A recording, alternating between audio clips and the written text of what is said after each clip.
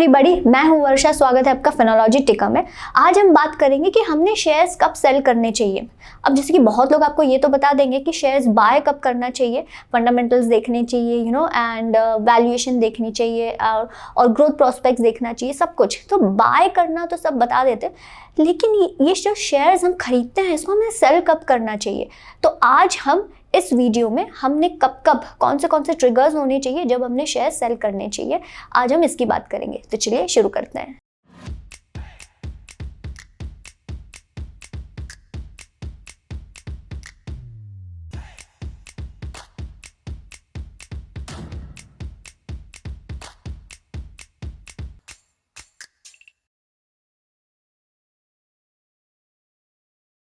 सबसे पहला reason cell करने का ये है कि अगर फंडामेंटल चेंज है या तो बिजनेस में या तो सेक्टर में।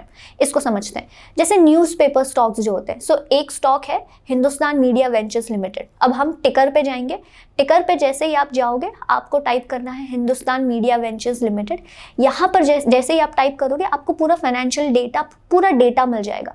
अब यहाँ पर अगर आप देखोगे, अगर मैं प्रॉफिट एंड लॉस में आ जाऊँ, so look at the profits, look at the earnings decrease होते गई हैं। और उसके साथ साथ अगर आप स्टॉक प्राइस भी देखोगे, अगर मैं थोड़ा ऊपर आके देखूं, यहाँ पर स्टॉक प्राइस भी हमको दिख रहा है कि डिक्रीज होते जा रहा है।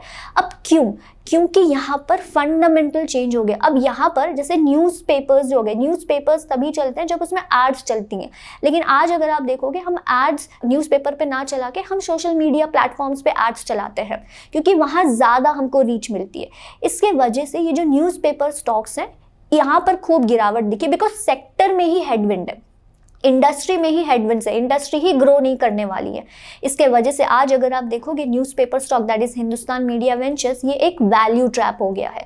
सो यहाँ पर यही है कि अगर आपको दिख रहा है कि इंडस्ट्री में ही हेडविंड्स है, इंडस्ट्री ही आगे ग्रो नहीं करने वाली है, तो उस स्टॉक में रहने का कोई सेंस नहीं बनता। तो कैसे पता करें कि कोई भी इंडस्ट्री में हेडविंड्स हैं या टेलविंड्स हैं?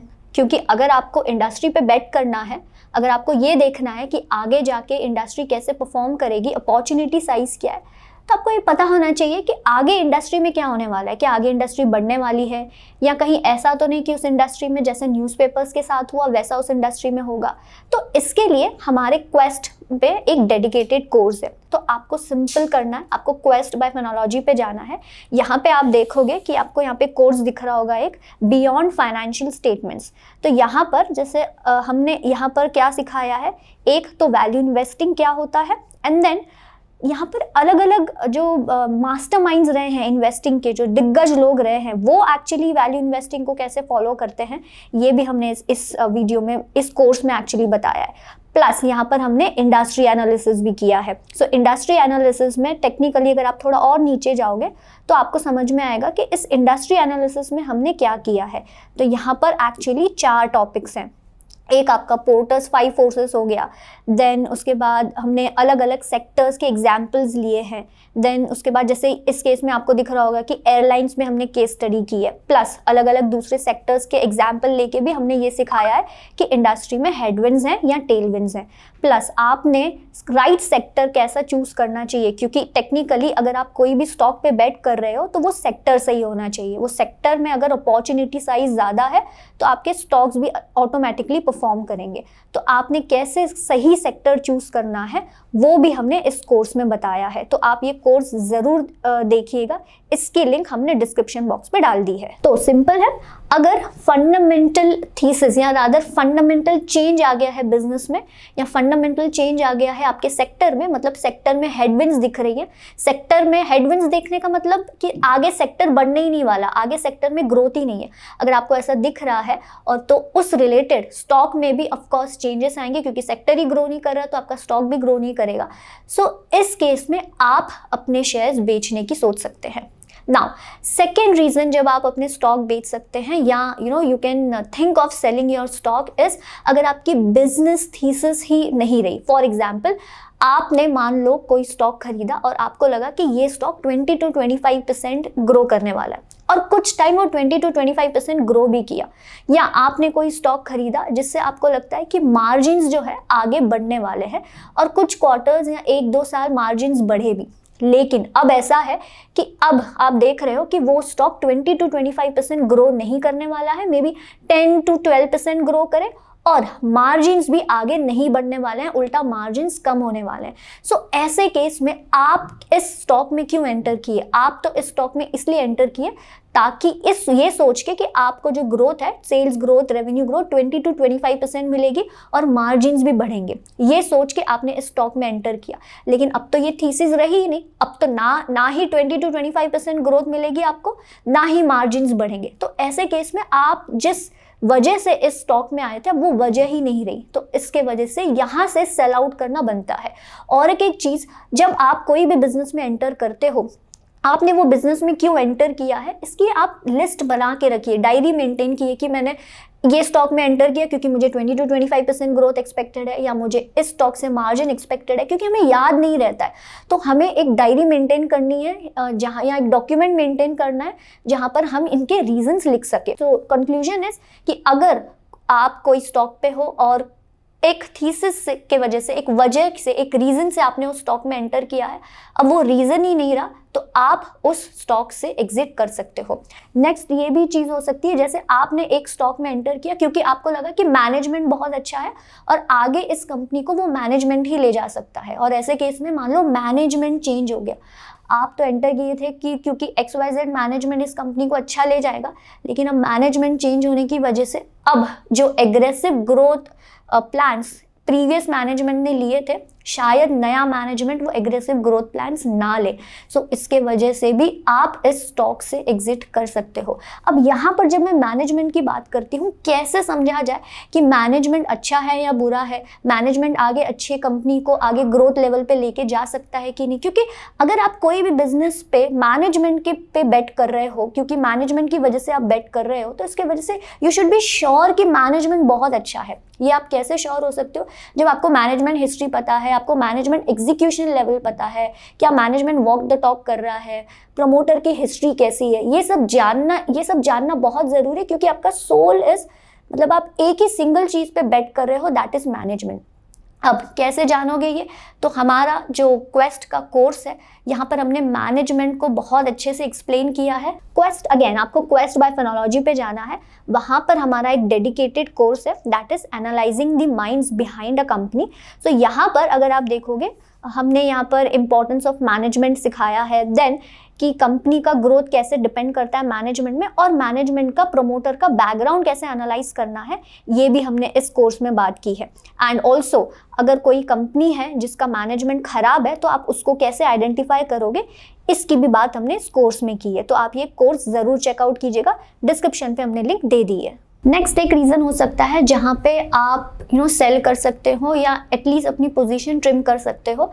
मान लो एक कंपनी है, आपने उस कंपनी में इन्वेस्ट किया 20 to 25% ग्रोथ देख के, और वो कंपनी ने 20 to 25% ग्रोथ दिखाई भी, लेकिन क्योंकि कंपनी बहुत ही एग्रेसिवली ग्रो कर रही थी, तो उसके हिसाब से वैल्यूएशन भी उस कंपनी को बहुत ज़्यादा मिल गया। ओके, अब सिचुएशन ये है कि कंपनी 20 to 25% ग्रोथ में है और वैल्यूएशन भी बहुत ज़्यादा है। अब ऐसे केस में आपने तो लो वैल्यूएशन पे एंटर किया था, आपने जल्दी स्पॉट किया और आपने लो वैल्यूएशन पे एंटर किया, लेकिन अब आपको ये देखना है क्या ये कंपनी 20 to 25% ग्रोथ आगे भी करेगी टू जस्टिफाई दैट वैल्यूएशन।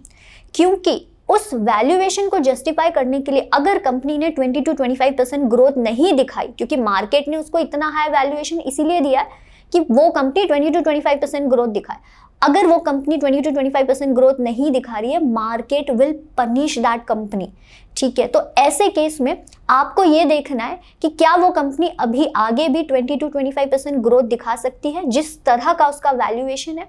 अगर हाँ तो ठीक है, लेकिन अगर नहीं तो आपको उस स्टॉक में शायद वो स्टॉक में जो आपकी पोजीशन है वहाँ आपको शायद ट्रिम करनी पड़े पोजीशन, या तो आप पूरी तरह से एग्जिट करो। तो यू शुड बी श्योर कि कंपनी 20 से 25% ग्रोथ दिखाएगी और इसके हिसाब से वैल्यूएशन जस्टिफाई होगा। अगर कंपनी ने 20 to 25% ग्रोथ नहीं दिखाई, market will actually punish that company for that, मतलब उसका प्राइस करेक्शन होगा।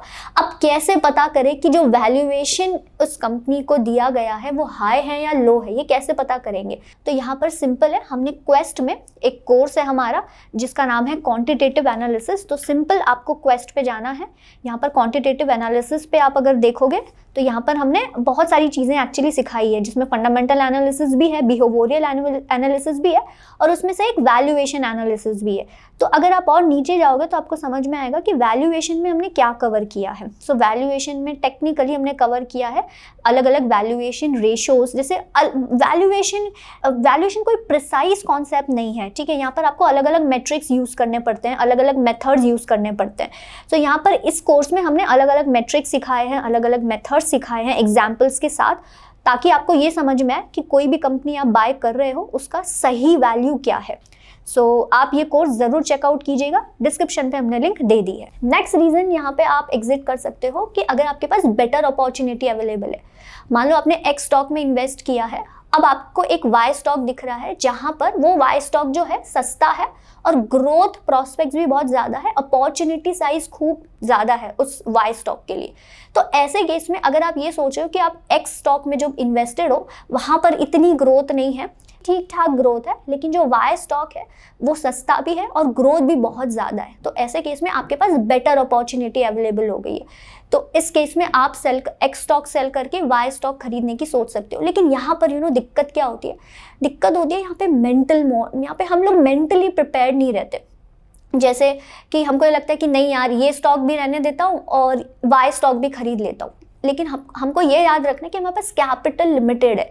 तो ऐसे केस में हमको डिसीजंस लेने पड़ते हैं कभी कभार कि हम एक स्टॉक को सेल करके दूसरा स्टॉक खरीद लें, लेकिन हम रेडी नहीं रहते, हमारा दिमाग ये एक्सेप्ट करने को रेडी नहीं रहता। हम यही सोचते हैं कि नहीं यार, उसको और टाइम दे देते हैं और वेट करते हैं। तो अब इसमें क्या किया जाए? तो ऐसे केस में हमारा जो कोर्स है, हमने वहाँ पे व्हेन टू सेल स्टॉक्स ये सब बताया है, और हमने अलग अलग सिचुएशंस ली है जहाँ पे कब आपने स्टॉक सेल करने चाहिए, हमने इस कोर्स में बताया है। तो कुछ नहीं, आपको एक्चुअली कोर्स पे जाना है, क्वेस्ट बाय फिनोलॉजी अगेन। यहाँ पर हमारा कोर्स है व्हेन टू सेल स्टॉक्स। तो यहाँ पर अगर आप कोर्स आउटलाइन में देखोगे तो यहाँ पर scenarios that trigger sell orders, इसकी हमने बात की है, जो मैंने ऑलरेडी वीडियो में कवर किया। लेकिन कुछ एडवांस कॉन्सेप्ट्स हैं जो यहाँ पर, जैसे आप देख रहे हो कि आपको ये तो पता है कि सेल करना है हमने, लेकिन यहाँ पर पर्सनल बायसेस इन्वॉल्व हो जाते हैं, कुछ बिहेवियरल एस्पेक्ट्स आ जाते हैं, और प्लस यहाँ पर आपको ये पता है कि सेल कब करना है, लेकिन what is exactly the right time to sell, ये तो समझ में आ गया कि सेल करना है, लेकिन कब सेल करना है, एक राइट टाइम होता है एग्जिट करने का, वो भी, ये सारे एडवांस कॉन्सेप्ट हमने इस कोर्स में कवर किए हैं। तो आप ये course when to sell stocks वाला ज़रूर देखिएगा, डिस्क्रिप्शन पे हमने लिंक डाल दी है। आज हमने सीखा हमने कब सेल करना चाहिए स्टॉक्स और क्या रीजंस होने चाहिए हमारे, हमने किन बातों का ध्यान देना चाहिए जब भी हमने स्टॉक सेल करना है।